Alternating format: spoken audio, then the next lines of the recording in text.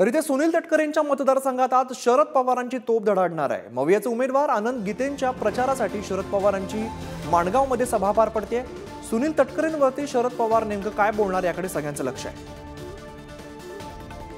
याचा आढावा घेतला आमचे प्रतिनिधी श्रीकांत शेलार यांनी। महाराष्ट्रामध्ये लोकसभेच्या निवडणुकीला वारे वाहू जोराने लागलेले आहेत। अर्थातच रायगड लोकसभेची तेवढ्यातच जल्लद तयारी या ठिकाणी दिसत आहे। आपण दृश्याच्या माध्यमातून पाहू शकता की इंडिया आघाडीचे अनंत गंगाराम गीते यांच्या लोकसभेच्या जयंत तयारीची सभेची या ठिकाणी सुरुवात झालेली आहे। अर्थातच दृश्याच्या माध्यमातून बघू शकता आपण की 1000 ते 2000 खुर्च्यांची या ठिकाणी बसण्याचा आसन व्यवस्था उभारलेली आहे। या ठिकाणी इंडिया आघाडीचे शरद पवार असतील, शिवसेनेचे सुभाष देसाई असतील व शेतकरी कामगार पक्षाचे जयंत पाटील असतील, हे या ठिकाणी येऊन संबोधित करणार आहेत जनतेला।